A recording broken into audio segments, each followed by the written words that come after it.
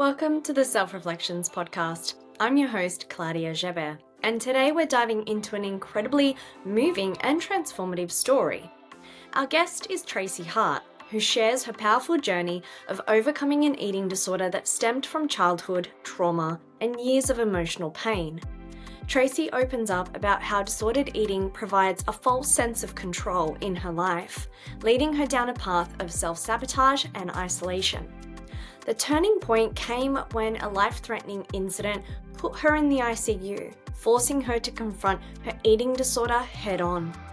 In today's episode, Tracy talks candidly about the slow and staggered process of recovery, the importance of building a support system, and how she uses her experiences to help others in the fitness industry focus on mental health through physical well-being. This conversation is a raw and heartfelt reflection on the challenges of recovery and the resilience needed to rebuild a healthier relationship with yourself. Let's get into it.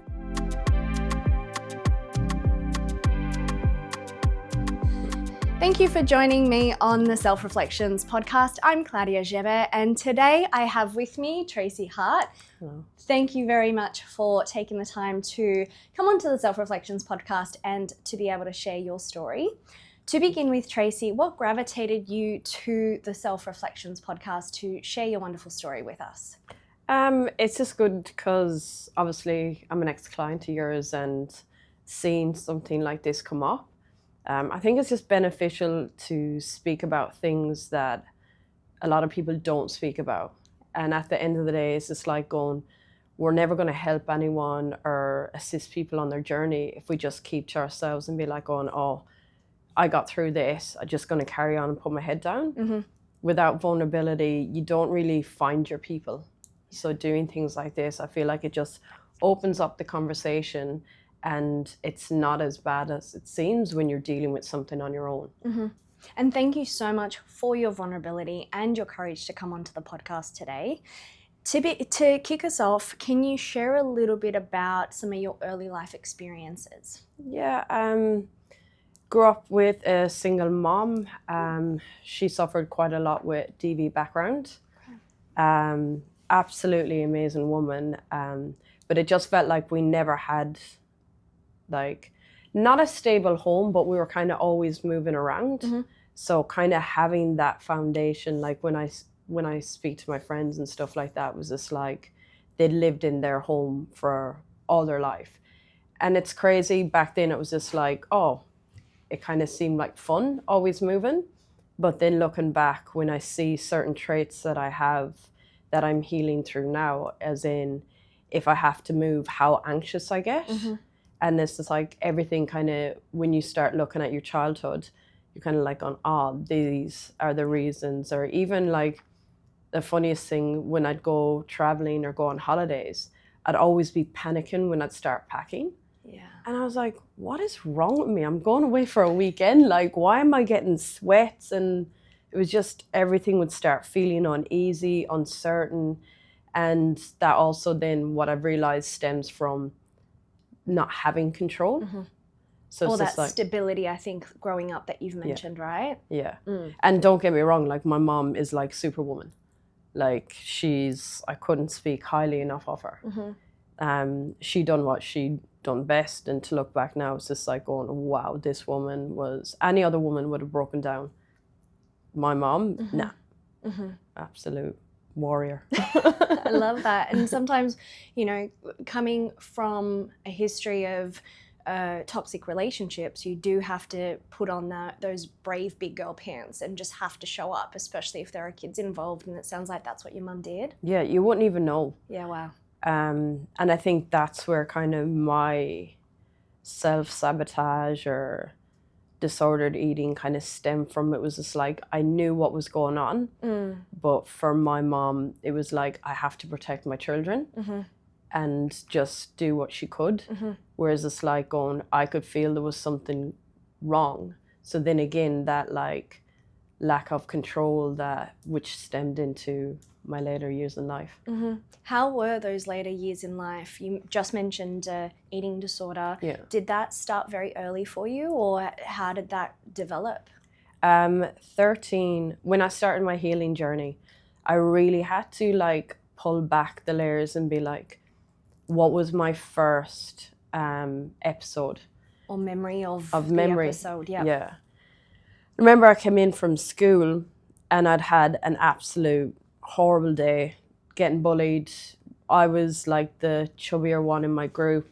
I was the like, because all my other friends had a mom and dad, and it's like, oh, and there was a girl that'd pick on me and be like, no wonder your father left you, you're so disgusting, and certain things. I know, it's crazy to think, but still going on nowadays. Yes. I've got clients and one of her daughters getting bullied. Yeah. And some of the horrific things that are said are just really sad, because the impact it has is really, really dire. I started to believe it. Yeah, of course you would. If that's all the dialogue you're going to hear in the background, of course that's what's going to be your own inner voice. Yeah, because it was like coming home and everything, I just kept focusing on the negative. Yeah. Like, to look back now, I was going home to a home, a stable home, a mother that loves me, brother, family around me. But all that I was focusing on was this one girl was picking on me. I'm not enough. I have a broken family. She didn't know me. Yeah. But still, I believed her. Of course. And I remember going into the pantry at the back and getting like these fun-sized little chocolate bars. And I remember going into my room, putting them in my backpack and going into my room and absolutely sobbing and eating all these. And then after I ate them, I remember sitting there and looking in the mirror and pulling at my stomach and like reciting everything that girl had said. You're disgusting, you're fat, no one's ever going to love you, no wonder your dad, like everything kept. And I remember getting in like a panic attack. Like, I didn't know it was a panic attack then. I actually thought I was dying. Of course. Because the sweat was coming out through me. And I remember just running into the bathroom, and it was like an out-of-body experience. I was standing over the toilet and just everything came out. Like, I didn't put my hands near my mouth, nothing. The body just had this visceral reaction. Yeah, it's absolutely crazy. And I remember standing back, and it was like a relief. And then that kind of was a thing of like, whenever I was anxious or upset, it was just like going, well, you can control that feeling. Because I can give you relief. And that's what the addiction started to creep up. Yeah. It would only be like, if I had something really like bad, which I don't like that word anymore. It's less nutritious than nutritious. Ask any of my clients. I'm like, are you a bad person for eating that? No, you're not. But at that time you believed, I'm a bad person because this is a bad food. Yeah. And I shouldn't have it in my body. Yeah, because it's only going to keep me looking horrendous. It's only going to keep me being bullied. Yeah. And did you make that connection that if I am the way that I am and therefore it leads to bullying, or leads to people leaving me, leads to people mistrusting me, abusing me in some way? I thought because of the way I looked, all these things happened. I've thought that I wasn't super popular because I was ugly, or I was overweight, or I didn't have the ideal family. Like, I literally, that was all I saw. And then back then you'd look at magazines and it was all these skinny girls, and it was like, oh, well, I don't look like that, so therefore I can't ever achieve what they achieve. So I just started like becoming obsessed with food. And what did that look like, if you don't mind sharing? Oh, so from 13 it was only like a few episodes. It wasn't until I was probably about 15 or 16 when it was just like, even the thought of keeping down an apple made me anxious. Wow. Because I was like, that apple is going to make you fat. Like, it felt like there was another person in my head controlling all my thoughts, all my actions. It consumed everything. Felt like I was living two lives, trying to be everyone's friend, a people pleaser, and then behind closed doors, absolutely hating myself and be like, it got to the point where I was like, you don't deserve to keep food down. And then it was just, that addiction just consumed my whole life. And it continued on for 20 years. What did the eating disorder promise you in those early years? In the early years, my comfort blanket, because it got rid of that pain. For that split second in the bathroom, everything disappeared from my mind, everything. So for 1 second, my brain actually stopped thinking. The pain wasn't there anymore. And when I stood up, it was kind of like that thing of, it was like I was empty again. Like a fresh slate, Yeah. starting anew. But food made me feel full, and it was like, I don't deserve to feel full because I feel so disgusting. Yeah. And then when I was empty, it was just like going, well, that's all you deserve. And it's like, that's how your body feels. It's getting addicted to that feeling. Yeah. And the discomfort of having food in your stomach is the discomfort of having all these feelings absolutely combined in your body. And you just want to get rid of them, but you don't know how. So then, because like the thing with disordered eating disorders is that whole consumed, your whole life is consumed of it. Even having a conversation, I felt like I wasn't able to concentrate on that conversation. No, because you have the voice in your head, right? It controls absolutely everything that you do, you say, how you think, how your relationship with your body is. I quite often describe it as like a toxic partner, where they isolate you from every actual person in your life that is a support system. And it takes you into the shadows, and you have such a bond with that eating disorder, that abuser, that you genuinely believe that everything it says is correct. Every outcome it will give you is a good one, and you're just in this spiral that you can't get out of because you just don't have the connections outside of that relationship with the eating disorder. Because that's the thing, like, no matter what, because I remember my aunt came to me and she was just like, are you okay? Because the weight started to drop off because I stopped keeping down breakfast. I stopped keeping down lunch. I stopped keeping down dinner. Any way possible that I could get out of keeping any bit of food down. And it got so bad that it got to the point where like I'd nearly pass out. But then it's just like, but you're okay. You're in control of this.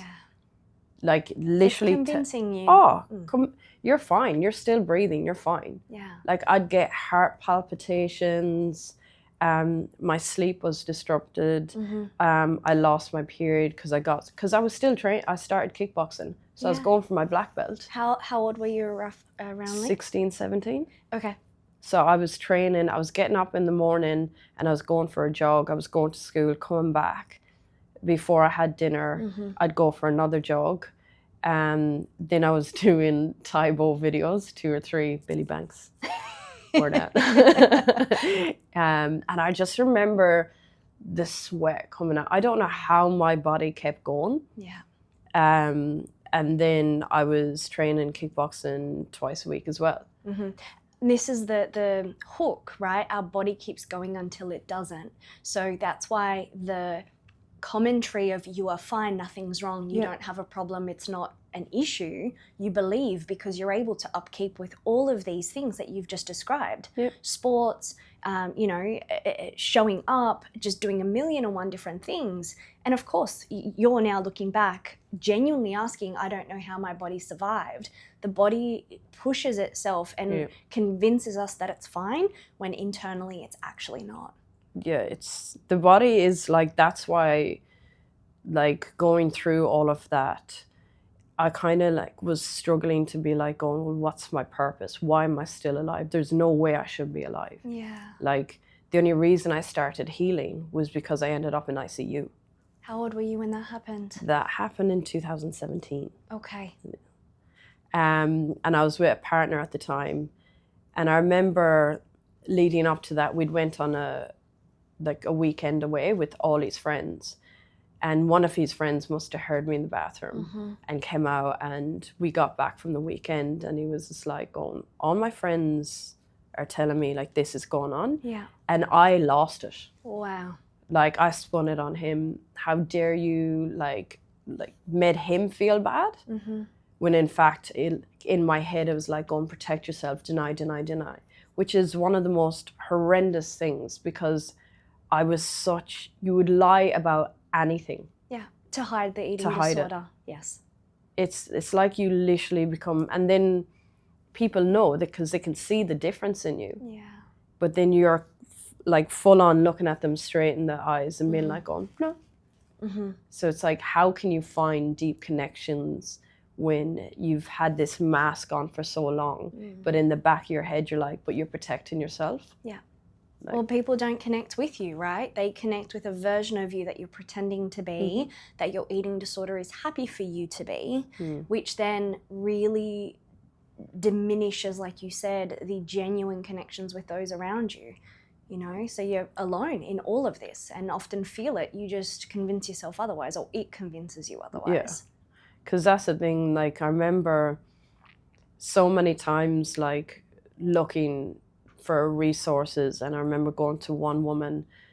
And this was after ICU or before? There was multiple. This is before. Yeah. So this woman, she's more for like, because I'm more now into like that spiritual, that energy, that connecting. And I was like, surely if I sit down in front of her and tell her my story, she'll be able to go, well, I see through the higher self that, you know, and this is what I was looking for, someone to sit me down and go, this is the answer. Here you go. Now do that and you'll be fixed. Yep. It's like, come on. Which is exactly what your younger self was looking, right? Yeah. When you were in so much pain and agony, all you wanted was relief. Of course, you're going to go to this person wanting the exact same thing. So many years we've avoided distress, avoided discomfort, avoided pain because the eating disorder gives us the answer. Yeah. It sounds like the same thing happened here when you tried to find the path of recovery or some answers. Yeah. There was this assumption or even expectation of what they are to give you. Did they give you a quick answer? No. One thing that really, really resonates with me, and this is why I feel like it's so important for us when we are on a healing journey. There's not just going to be one day where it's just like, it's going to be multiple tries. It's like when you're training, when you walk into the gym, or you change your nutrition, or you change a habit. It's going to take multiple different paths until you find the one that you're like, okay, but I'm still going to fall on that path. Yeah. But I know that it's right for me, so I just need to get up and keep walking. But she turned around to me and she was just like going, she got me to visualize like moments where I was in so much pain and why I was connecting to food. And I remember thinking, I was bawling my eyes out. And I remember thinking of a memory where I was on the couch and just feeling so alone, but remembering, well, I'm doing this to myself. No one has a gun to myself. I'm doing this. So then I'd continue the punishment. Well, you're never going to get anywhere, and all these things come in. It's like you keep holding onto that negativity to allow for you choosing these wrong things. And she goes, what? Because she was like, you need to name them. And I go, I'll call him Ed. Yes, so externalizing yes, it. Yes, externalize, so it's not me or something. And I was like, I feel like Ed got me through, and he was my comfort blanket when, like, because I tried to commit suicide multiple times with pills, and nope, my body just went nope. Like, I literally, you're not leaving. No, you are dealing with this, okay?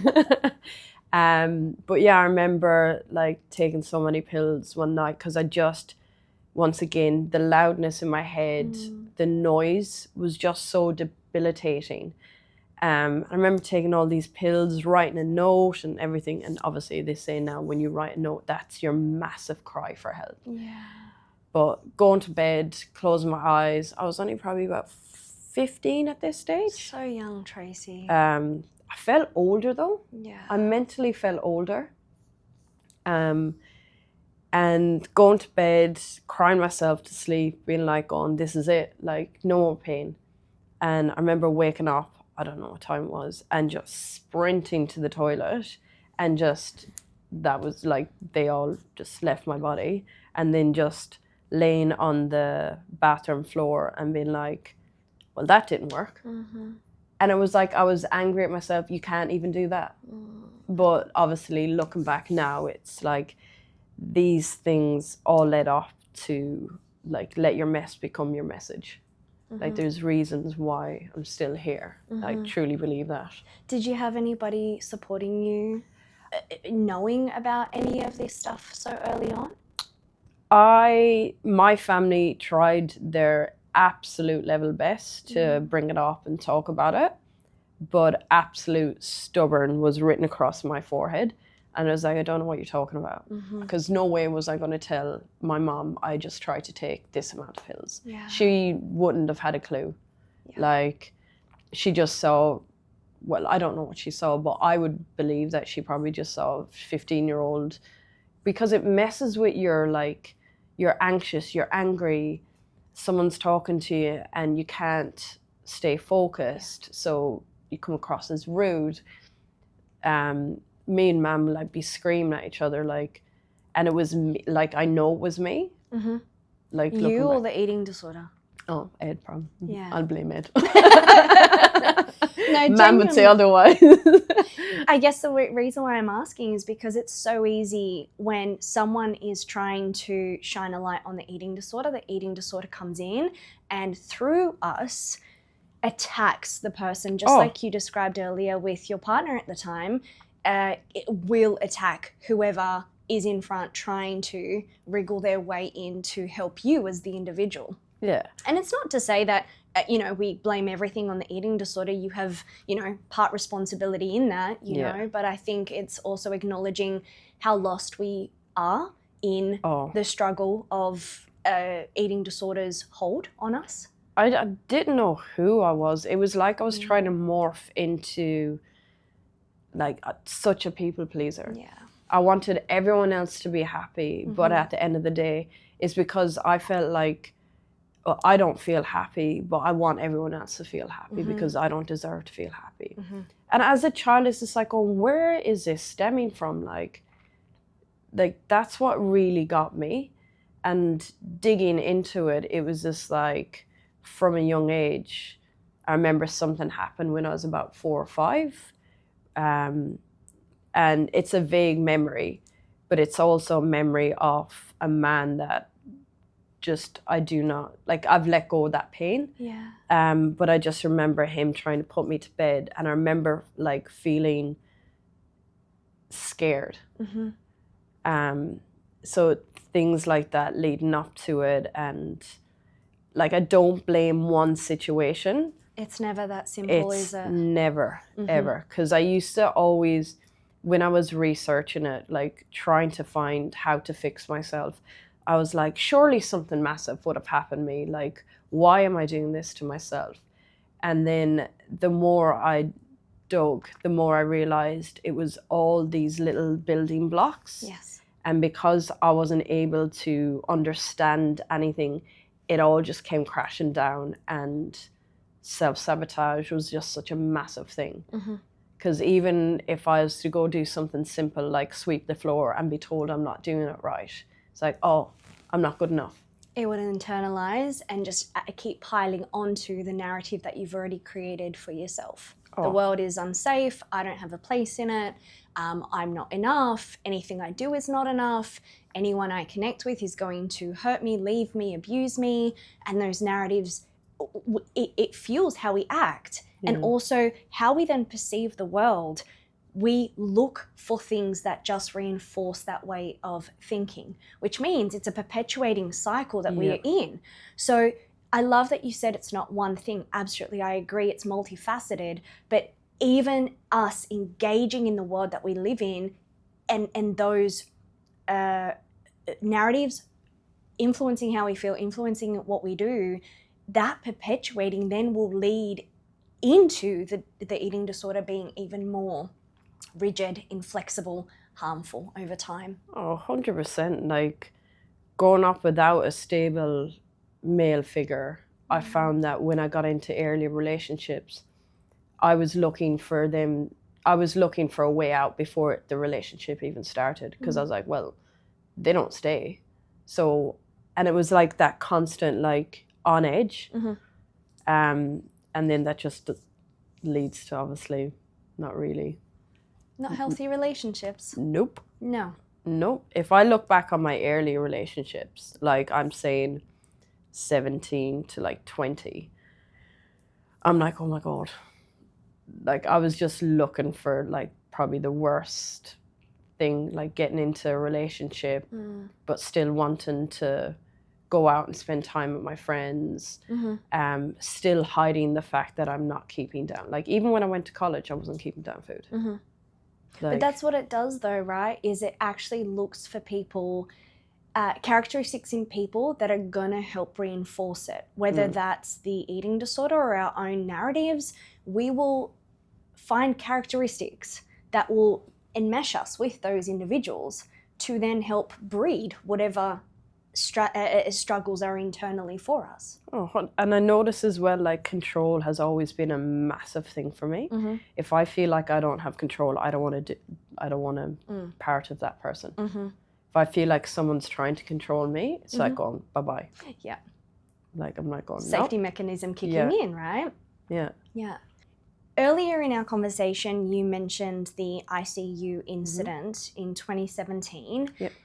Why was that such a key turning point for you that led to recovery? Just and I can say it because it's about myself, just the stupidity of it, of how it ended up happening. Obviously, it needed to happen or else I probably wouldn't be here. But I was working for a company, Bupa, in Melbourne. And I remember we were really busy because it was like the end of financial year and people were claims and everything. And I had done so well, like, to go from being all my life basically in hospitality, even through when I'd done sports and recreation in college, and then done beautician because, you know, just want to do everything. So I left hospitality, worked for Bupa, like, started climbing up. They gave me corporate ambassador, so, like, I had quite a lot on. Yeah. And I remember I would normally time, so calculated, I would normally time my lunch so that I could, you know, escape the eyes. Yeah. And I remember because we were so busy, they were like, okay, everyone gets 15 minutes. Now everyone has lunch together. And I was like, and straight away my brain went, well, if you eat your lunch, you're going to get fat. Like, now that I've studied sports nutrition and the science of food and all of, like, educate yourself, whatever you're struggling with, educate yourself with, because science doesn't lie. Now when I, like, even the words coming out of my mouth, I'm like, wow. There's such a disconnect, I hear. But I was like, if you eat your lunch, like, you're going to get fat, your partner's going to leave you, you've worked so hard to look the way you were looking, yada, yada, yada. And then the brain kicked in and was just like, oh, no, just walk home afterwards. You'll work it off that way, which is another part of eating disorder, disordered eating. It's the compensatory behavior, isn't it? Yeah. Or restrict. Restrict yourself until you can. Yeah. So finished up work, and if you were to look at what I ate, like, it was nutritious. Like, there's no way. But anyways. The mind tells us otherwise, doesn't it? Oh, dear Lord. So I remember it was this, like, Melbourne summer, like, absolutely roasting outside. So I throw on my black leggings, black top, backpack, and I walk. I think it was just like a 45-minute walk home. Wow. And I think I only had like a litre of water on me. So with all the knowledge I know now, walking that far home in like 30 odd degrees heat, wearing all black with only a litre of water on you, I sweated out every bit of sodium in my body. And then when I got home, I remember feeling my body like felt like a prune. And my housemate was in the apartment at the time, and he looked at me and he was like, mate, you all right? And I was like, I felt dizzy, disorientated. I felt like my body was just about to like collapse onto the floor. But what did your mind think? It was just like going, it was telling me I was fine. But I was like, my actual brain was kicking in going, you need to, because I just felt so thirsty, which now what I would have done is have electrolytes. So yeah, I drank. I felt like I couldn't get enough water into me. So therefore what I was doing was even diluting my body even more. But not knowing that, I was like, oh, just go to bed and sleep it off. And my partner at the time came home and he came into me and he was just like, oh, what are you doing in bed at 5 o'clock? I was like, oh, massive day. Not going to tell him. Like, of course I'm not going to tell him anything. If I told him I walked home in that heat, like, he would have been like, what, why? And then questions. So I was just like going, just wrecked, massive day. So next minute I woke up in the middle of the night and I remember I felt like obviously all the water was like trying to like move around my body. I remember walking up and going into the bathroom and all the water just came up. And then I was down on the floor. I could not move. I had literally no energy, no nothing. And then I was just like, oh, get up, get up, get up. If he sees you on the floor, he's going to ask questions. So as I was climbing into bed, I misplaced my hand and I had a wooden bedside table and my hand slipped and the corner of the wooden table went up through my chin, up through my nose, and then my body went into shock and then my body started shutting down because I remember my partner at the time, he was just like, he woke up to me on the bed convulsing and blood coming from my nose and my mouth and everything. And he was looking at me going, what's that? And I was like, I fell. And I was still trying to calm my central nervous system. And I was like, I don't know what's going on. And he was like, I have to bring him to the doctors. And I was like, no, I'm fine. I downplayed it. I was like, if they bring me to the doctors, they're going to figure it out. So I was just like, just get me an ice pack and something. I was like, I need sugar. Like, I need something. So he brought me like an ice, I don't know, we call them in Ireland Mr. Freeze, electrolyte little thingies. So he brought me in that. I started to calm down and I was like, look, it's my own fault. Like, I slipped, I fell, like, I don't feel great. So he went to work the next morning. Like, at the end of the day, it would be like if you fell over at home and I was like, I'm just in shock. I'm fine. And you can't literally pick your partner up and go, right. Because I'm, as I said, once again, stubborn. And controlling. And controlling. Don't tell me what to do. So convinced him anyways.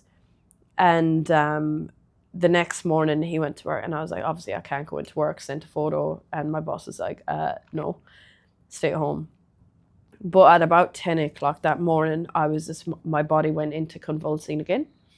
So looking at it now, my body was literally shutting down. My vision started going. My breathing started to slow down. And I rang Shane and I was just like, something's not right. I was like... You could feel it. I was like, I need help. He rushed home and he found me on the floor. And I was barely coherent. So brought me straight away to the nearest doctor and like carried me in. And I remember sitting in the waiting room, like this bust up face. My partner beside me, he would have been like, people were looking at him going, it looked like someone bet me up. Poor guy trying to help and was being judged. I know, 100%. So brought me into, as soon as Shane brought me into the doctor, he went, emergency. He was just like going, because he could see from my pupils, my skin color, I was sweating. So brought me straight into emergency. And they took him away to ask him what happened to me. And then they were asking me, I couldn't even say my name. I was sitting there going, like, what are you talking about? I fell. And obviously they're doing their due diligence. Of course. So they got me straight onto a bed and I passed out 3 times. And I remember waking up and there was like 8 doctors standing around me. And they were saying things like how has this happened? And I was like, I fell. I walked home. I ended up saying I walked home, and they're like, okay, she's highly dehydrated. And then they brought me like a fruit shake, and I was like, oh, I'm feeling better. Oh, Yeah. straight away. Yeah. You couldn't even have a fruit shake. I was like, oh, I'm feeling better, guys. I'm feeling fine. And then they were like looking at me going, you need to have something in your system.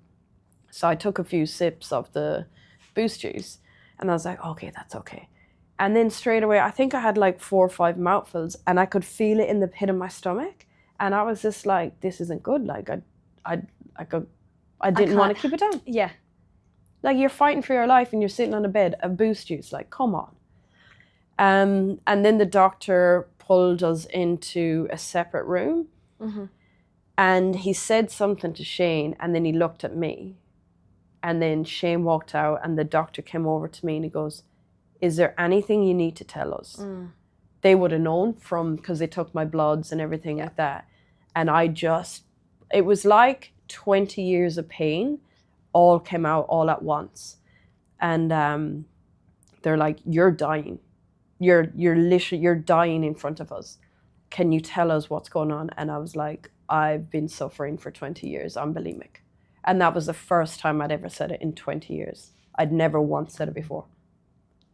I am speechless just how that would have felt like for you in that moment. It was like my whole world was just like, now everyone sees you for who you are. You could end up losing everything. And I remember turning around to Shane and I was like, I am so sorry. And he done nothing but support me. Yeah. He goes, we'll just do whatever we can to get you okay. And the doctor said to me, he goes, if you didn't tell us, we would have given you too much sodium into your heart and you could have had a heart attack. And they goes, so we literally they had to put a catheter into my heart and slowly drip in the sodium. And they lost me on the table, I think twice while doing that. Yeah, twice. So that started my healing journey. Well, that would have kick-started that. And I'm honestly hearing this story and hearing how vulnerable and scared and overwhelmed you would have felt in that moment. To have literally your life in your hands and your eating disorder still wanting you to push on and fixate on exactly what it wants you to do. That's actually, well, it highlights to us how serious the eating disorders can get, how absolutely toxic and delusional it can actually be for someone who's in it suffering. They don't see the difference. No, even when like I was asked, because I've got pictures and I've put them side by side, I literally thought I was fine. I kept telling myself, you're still in control, you're fine. Yeah. And to look at the photos, because my mom, when I got out, my mom lives in Ireland. She flew obviously all the way, well, not obviously, not all mothers would do that. My mother does because she's awesome. She flew over and she was just like, she saw the size of me. Like I was barely fitting a size 6. I was down to like 40 odd kilos. Oh, Jesus, Tracy. Yeah, like but I was still going to the gym, so I was fine. That's the story we tell ourselves. And I just remember, even in the midst of looking back of how, I remember still looking in the mirror and still picking at my legs. My legs are probably double the size they are now, with a lot of hard work. And still to be so fixated and addicted. Because you're blind to the image that you see. It's one thing that others see and the mirror can see. It's to what you then perceive it to be and what the eating disorder convinces you is there. Like it literally takes, and once again, like it was me making these decisions. Like I am no longer I'm in the control, like I'm in the driver's seat in a sense of how do I become strong? How do I make sure that no one ever has to suffer this long? As soon as someone starts to feel even like somewhat of lack of control around food or body dysmorphia, anything like that, like I want to be there. Yeah. I want to be there being like going, no, you're better than this. Yeah. Don't go down that road. It does absolutely nothing but take your life.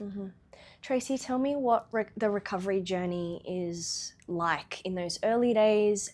When did it start getting better? Have you recovered fully? Like, talk us through the journey. Definitely even coming out of hospital, I was still trying to, even after all of that, like being in ICU, having, I think that was the worst part of looking down and having something going into your heart to try and keep you alive and not being able to walk yourself to the bathroom.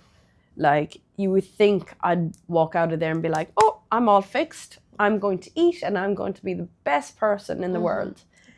Recovery doesn't look like that at all. It really doesn't. No. It really, and I would get, when I got out of hospital, because I was refeeding, that refeeding phase of like having small little meals, and then you read all the steps and you're like, okay, if I follow these steps, I'll be fine. But your mind and your body has been disconnected for so many years.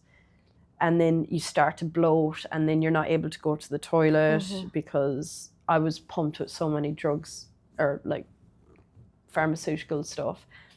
So my body just didn't know what was going on. It was like a rave party. It was just like couldn't be looking at one thing. And that's why early recovery from an eating disorder, I often say to my clients and my recordings that it has to be with a team around you, because it has to be a very slow, staggered process, especially if you've been dealing with an eating disorder for such a long time. The body doesn't know what to do, it doesn't know what to do with the food that you're putting in and how to use it to its best capacity. So there has to be a very, very particular stepped process for any client to endure. And that's where if I was to say to anyone right now, you can't do it. Look, no, you can't. No, you cannot do anything like that alone. And I'd convinced myself that I got myself into this mess, I'm going to get myself out of this mess, which took my recovery longer. Yeah. If I was to give anyone advice, I would say seek assistance. Yes, it will be you showing up. Yes, it will be you getting yourself through it. Yeah. Doing everything to get yourself through it. But having that accountability, having a person to be like going, if you fall, I have you. You are enough. It doesn't matter what's happened in the past. You keep on this track, you fall down, we pick you up. Yeah. You fall down, we pick you up. Because even if I messed up once, I was like, oh, you've effed it now. You're never going to get better. And then that negativity train started to hit me. Yeah. Whereas if I entered into therapy or like resources, or use the resources that because they were checking up on me too. If I had used those earlier, it would have been a lot smoother. Yeah. Because even trying to, like, I'd convinced myself that I was able to go out for a meal with my partner at the time. But I remember turn around and be like, I feel like, because I was so bloated, because I think it was 2 weeks before my digestiveness started to break stuff down. So even if I had a grain of rice, my stomach just went, because the stomach acids weren't aligned. My microbiome was all messed up. My leptin, ghrelin, didn't know what was happening. So it was like, even if I ate something small, it was like, okay, you're full. Or are you? I don't know. Yeah. So everything was miscommunicated. It was just like so many cross wires. And because I didn't understand it fully, I was just like, well, your body doesn't want to work. Yeah. Who did you have in your treatment journey as clinicians that helped you along? Were you alone for a very long time? When did clinicians come in? Did they come in? Yeah, that's the thing, is when I was in hospital, like because I was in ICU for 2 days and then they brought me down to the ward. And I remember one of the women coming in and being like, checking up on me, but it just felt like How are you today? Da, da, da, da. And in my head, I'm like, go away from me. Yeah. Like, I don't want to be talking to you. I'm already like, I felt so embarrassed with like opening up so many doors. And my friends like around me, everyone was so supportive, but I still felt so ashamed. Like, I remember messaging my brother, my older brother, and he was just like, all I care about is that you're better and you feel like you don't have to lie about what you were going through. Whereas in the back of my head, it was just like going, well, I'm lying so that people don't think I'm disgusting. Because it's that shame around it. And it's like, before it gets too bad, like, reach out, because I've helped clients through it. And for them now to talk about it, it's like they're so open about it. Like, people have written poetry about it, like expressed it through art. And normally it's just like that visual that I think getting back into the gym and using it to become strong is what really changed me. Because when I felt weak, it reminded me of when I was in ICU, and that was just like, I don't want to feel like that again. So I started to gradually focus on, okay, if I eat this amount of food, then I'll be able to go to the gym and become strong. Okay. So I started to ease into it that way.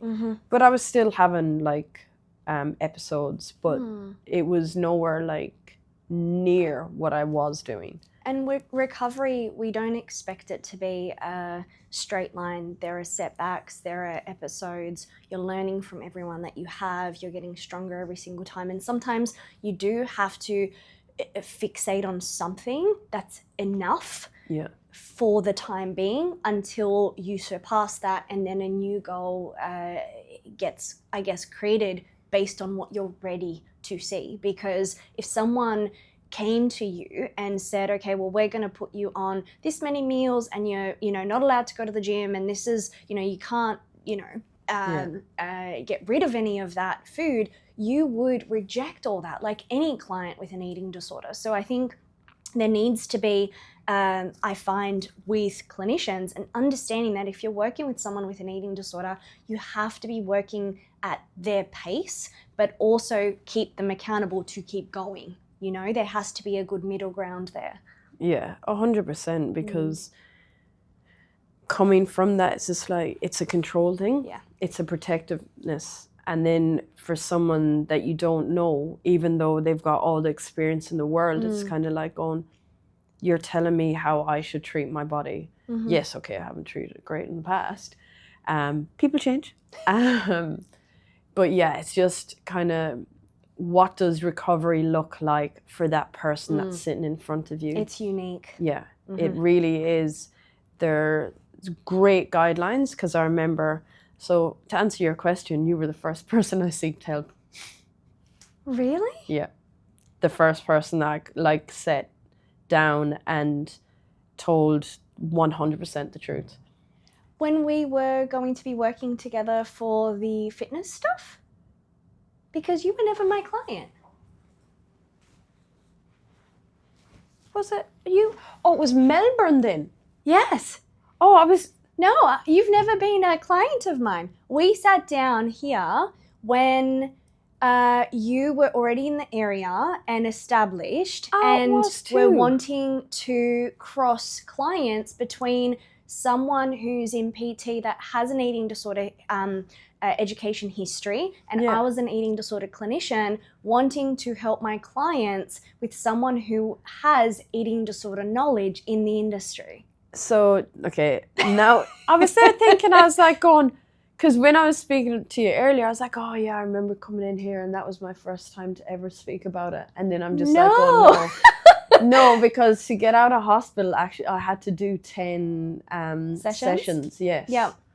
Because we only started here in 2017, so we hadn't yet met. We hadn't even met. We met, I think, a few years after that, when you were already in your recovery journey. Living here. Yeah. No, now I remember. I was just like going, yeah. That's why when you said the client that you were my client, I'm like, were you? I don't remember that. Because the thing is, I remember why I'm saying that is because I remember being so open and raw with you. Yes. And I just put that to, see, memories aren't always true. But no, you were very open and raw when you did come in here, and it was so lovely to have someone be so expressive about their history. I remember you were getting emotional as you were mentioning Yeah. that, because it was still so close to the time where you were in ICU. Now that I'm actually connecting the dates to the situations that happened. And then from there, I think recovery, as you've mentioned, continues. So what has happened, I guess, over the years for you? How has recovery been over the last few years? Absolutely empowering. Mm-hmm. Just in the fact of educating myself so much around food. Mm-hmm. Also as well, looking for other things to do when I feel like I'm bottling something up. Mm-hmm. It's like, okay, what do I do now? Yeah. Getting into stuff like, because now I'm studying childhood trauma through breathwork. Mm-hmm. So going down that journey, because I started to realize the more I started to naturally connect to my body, the harder it is to sabotage your body. Mm-hmm. Or be mean, or like say horrendous things about, because some days when it's near that time of the month, I'll be like, oh, look at you. But then I'm just like, oh, stop it. I'll laugh at myself. Yeah. Whereas before it used to like get me into a dark place, Mm-hmm. where now I kind of just like push it off. I'm like, you're feeling this way for now, it'll pass. Mm-hmm. Or if I ever get bloated from eating, like, because certain foods now, because I've messed up my microbiome, certain foods do react. So gluten is a high thing, dairy is a high thing, because of obviously the digestive enzymes that it needs. So I had to rebuild my gut. Mm-hmm. And that in itself is a hard process. A lot of testing needs to get done to actually ascertain what is wrong with the gut. It's our second brain, and it is so important. And from what you've mentioned, Tracy, it sounds like not only did you engage in seeking support, even though a part of you didn't want to, you educated yourself, and you really started to retrain your gut to be able to even eat normal foods. Retraining my brain as well with the connection was a massive thing.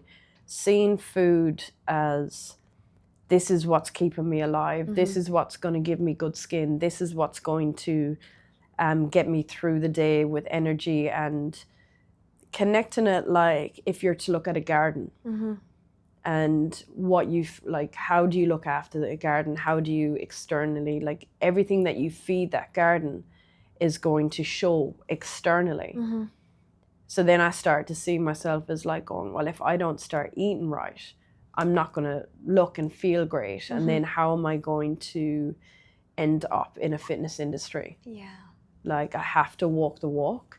And if I am struggling, I remember turning around to to a client one morning. I said, look, I'm really struggling today. I said, I didn't eat much yesterday.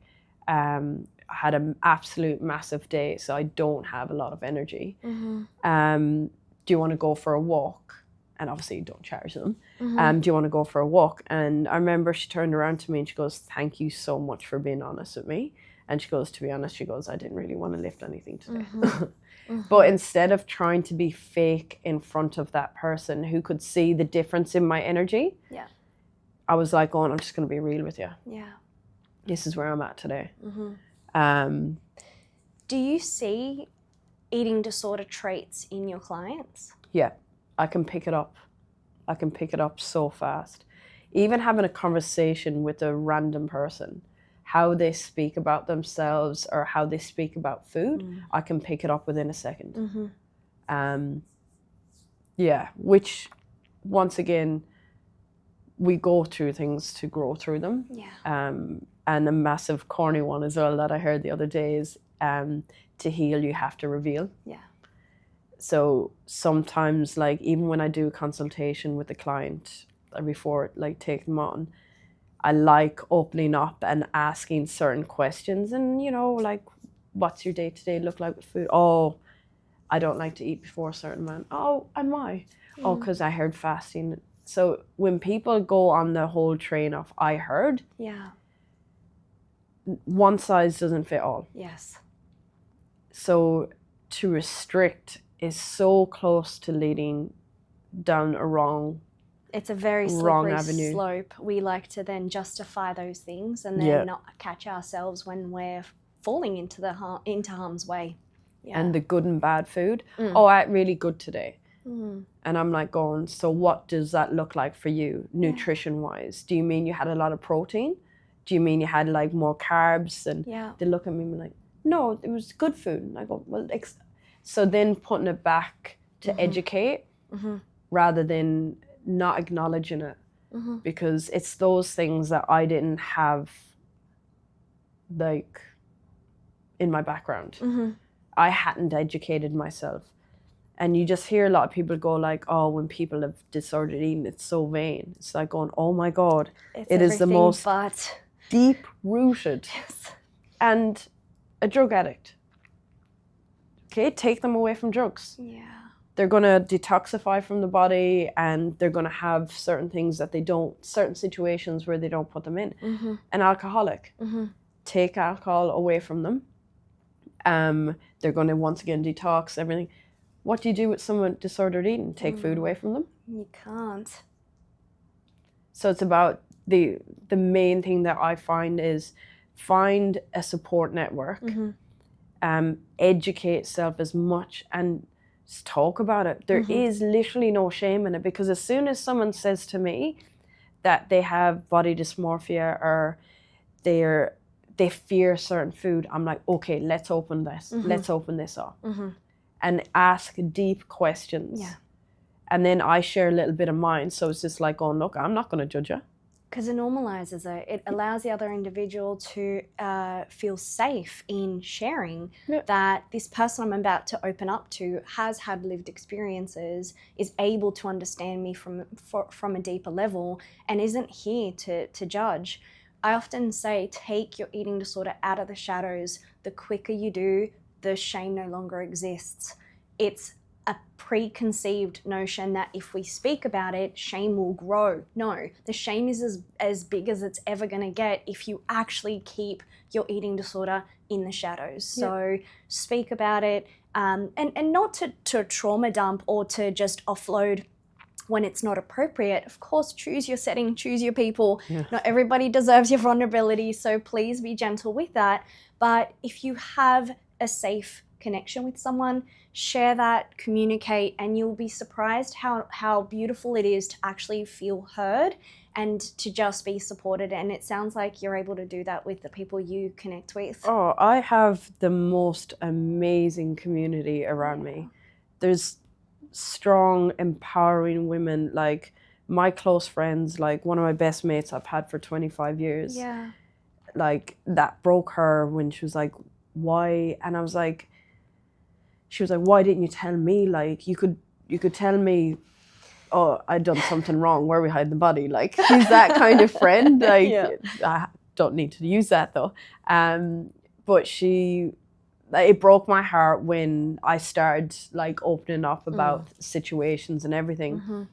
And I said to her, I was just like, oh, look, I could trust you with my life. But the thing is, I didn't trust myself. No. I didn't care enough about myself. I felt so ashamed. Yeah. I just wanted to hide everything. And I felt like if I shared it, that I would come across as weak. And just being able to like make sure that at the end of the day, it's no one in my life caused it. It was the stories I told myself and the situations that I saw, and letting them build up, but now having the resources and understanding and educating around mental health and mental health is literally mind health. There's such a stigma on the word. As soon as you say mental health, everyone, oh, here we go. It's like, no, you've got your body health, where you're eating, you're training, you're sleeping, you're drinking water, but what are you doing for your mind is just as important. Tracy, do you think that you are in full recovery? Thankfully, yes. Thankfully. And to our listeners who may be in the journey of an eating disorder recovery, how does one know the difference between still being in the recovery to have finished recovery and you've come out the other end? I feel like And that's obviously unique to each individual, but I'd like your take on it. Yeah. I feel like in a sense of being in full recovery, I'll probably rephrase that. It's like being in a toxic relationship. You're never going to forget like how, like that part of your life and everything. Yeah. But being able to meal prep and just be happy about food rather than fearing food. And if I have a slice of pizza or, I don't know, what's really less nutritious. I don't know, if I have a less nutritious meal, it's like, it's fine. Had that today. Look at how, what you do consistently forms your path. And having that relaxed feeling around nutrition is a massive difference. Whereas for so long, as soon as I'd look at food, my whole body, how my body reacts to food now is completely different. How I see food is completely different. When I'm educating my clients around food, it's like I like to keep it as simple as possible. Eat food that looks like food. And when it doesn't look like food, just make sure that it's not 7 days a week. Yeah. And in your darkest days in the eating disorder, you did identify that Ed was very much present, right? It was a voice in your head that controlled everything. In recovery,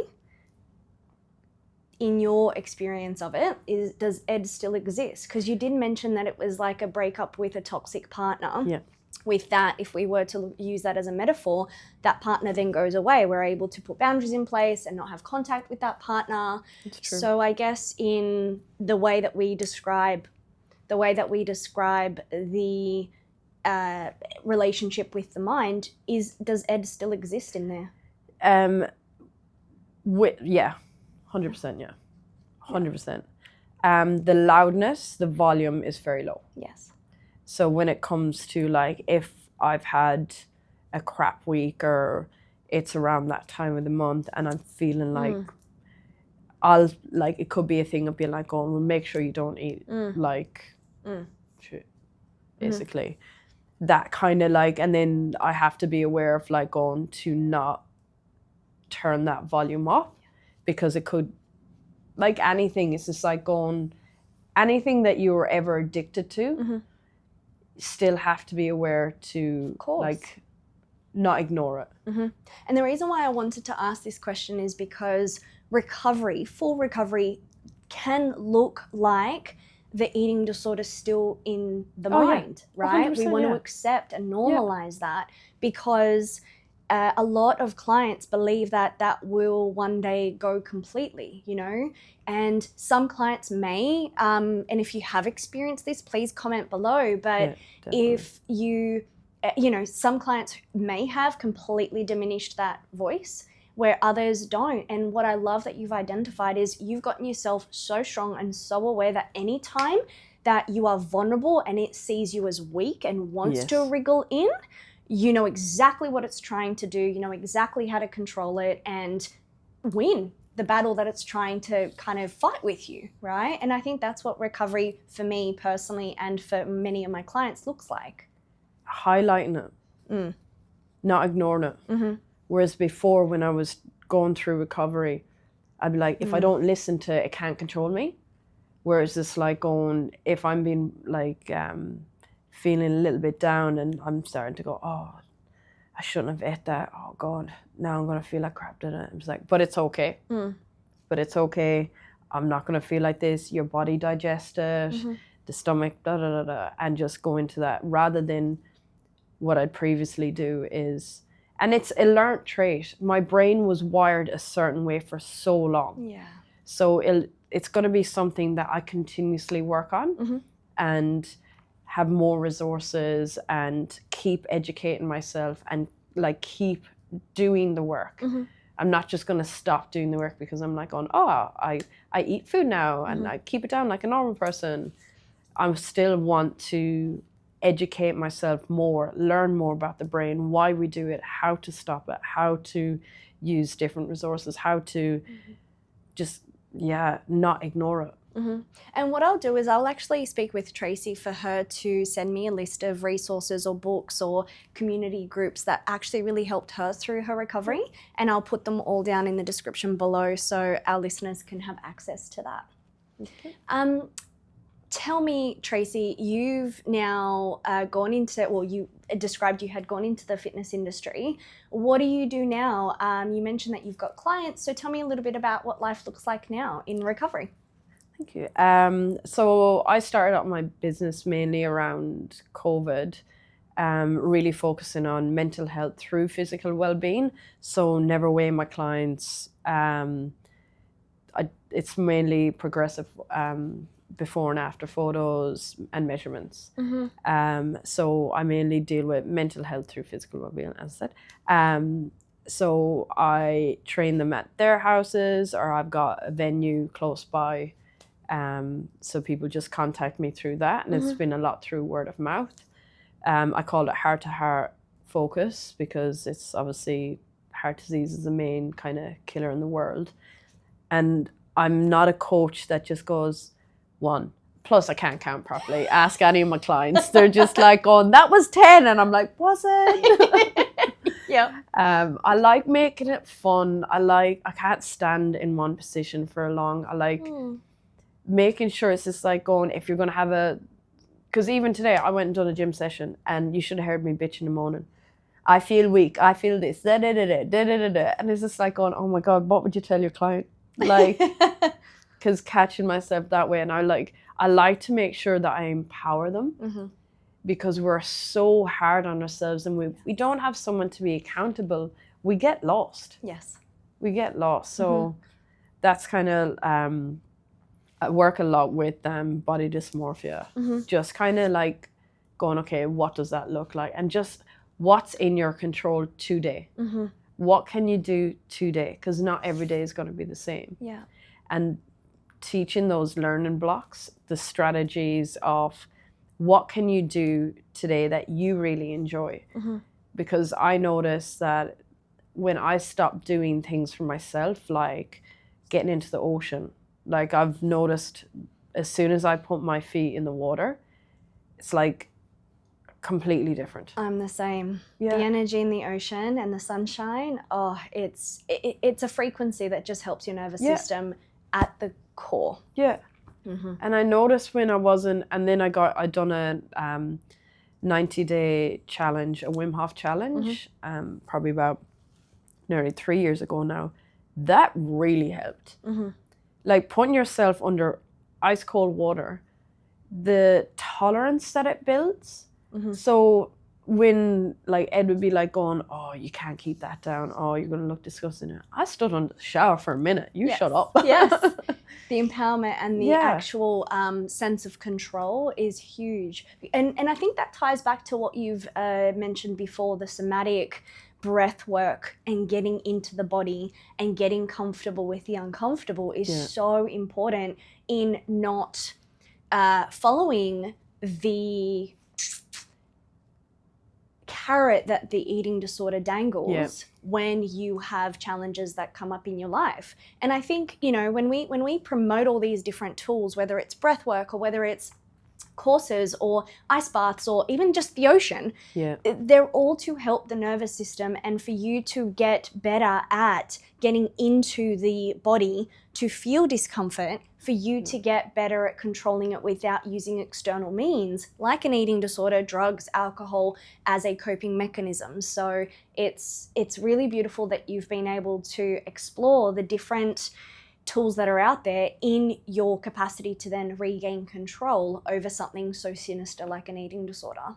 Yeah, that is a beautiful point. You've put it in way better words than I did. In a sense of like getting used, that it's the uncomfortableness, because that was the hardest thing in recovery, of feeling full. Because for so long I was like, I had a go-to so it was just like doing things like even journaling on what I can focus on that's in my power. Not like, oh, I'm going to have a mansion and I can now focus on that and that's going to make me feel better. Which you can, by the way. Which I will. 100% I will. But no, seriously, Yeah. actually getting into it is so important. Yeah, and learning ways. Like, I remember the cold shower helped, or getting into Winona Ocean at 5:30 in the morning through winter. But I had people around me that were doing the same thing. Yeah. And then you're getting close, you're talking to all these people and it's just like going, I've never had this because I kept myself away from anything like this because I was so afraid of anyone seeing my body. And as the eating disorder isolates you, you don't have these genuine connections. No. Now, what you are is nearly half naked, going to a beach, completely raw and vulnerable, connecting with community, which is everything that we all need to have growing up, right? So you're finally giving yourself exactly what you've always needed, whereas the eating disorder isolated you for so many years. Completely, like not getting, even going to a restaurant, like I'd give myself social anxiety. I was like going, I'm not going out, like what to. So finding genuine relationships like that with, like even the breath work, you're lying down and you're really connecting to when people go, oh, you're teaching yourself how to breathe, good on you. It's like going, it is so different. Very different. So different. Even the shallow breaths, it's amazing how much my body wanted to stop. Or like going really fast. It was like, my body was like, what are you doing? You're in danger, stop it. Yeah. And then when you're teaching yourself, no, it's okay. You're changing the energy in your body. Yes. So then when you are in a situation where you feel, where I'd feel anxious or I felt bloated, I'm like going, it's okay. I'll just slow down my breath. This will pass. This too shall pass is one of my favorite sayings. Because it's amazing when you knuckle down and put your head down and go, okay, I can get through this. I want to be strong. I want to feel strong. I can do this. And then connecting with people on a similar path. And everyone, like, as you said, showing vulnerability just leads people to be like, I can do this. I can get through it. You can get through anything once you put your hand up. Tracy, is there anything about your journey, what you do now, recovery that I haven't asked about that you'd like to share with us before we start wrapping up for today? Pretty sure we covered quite a bit. We did. And how can our listeners connect with you if they would like to? Probably the best handle would be Instagram, because I'm on there most days. I'm on there every day. Heart to Fit is my Instagram name. So any questions in terms of anything to do, I don't mind answering anything. And I never tell someone, oh, this is what you should do. Because everyone has their own journey, but it's just like just being able to voice, hey, I'm really struggling with actually knowing what to eat, or I'm really struggling at looking in the mirror. And knowing that it's okay, like no one's going to laugh at you. Just supporting as many people as possible. I just never want anyone to go through that. Yeah. So. And I'll definitely put all Tracy's details down in the description below, as always. And if you have any questions that you would like Tracy or I to discuss or to explore in a future podcast, or if you would like me to shoot those questions off to her for her to answer, again, please put them down in the description below. Honestly, Tracy, for someone who is a PT, who has their own lived experience, who has done more than just your PT course and has educated herself in the science among so many different things, gut health, nutrition, how to even just speak to other people's unique journeys of their eating disorder away from your personal journey, I commend you at how far you have come in such a short amount of time. You know, it hasn't even been 10 years when you've actually started to decide on the recovery journey. And of course, you've been dealing with your eating disorder for such a long time. It really, really is a testament to your strength and your determination to continue beating this horrible, horrible disorder, but also how beautiful it is that you are putting yourself out there to help other individuals in a way where you never received that in those early years. Thank you. I appreciate that. And again, thank you so much for your time to join us on the Self-Reflections podcast. As always, we will put all the details below, and we'll see you on the next episode. Thank you. As we come to the close of this episode, I want to extend a heartfelt thank you to Tracy for sharing her courageous journey with us. Her story is a testament to the power of confronting our deepest struggles and the importance of surrounding ourselves with a supportive team during recovery.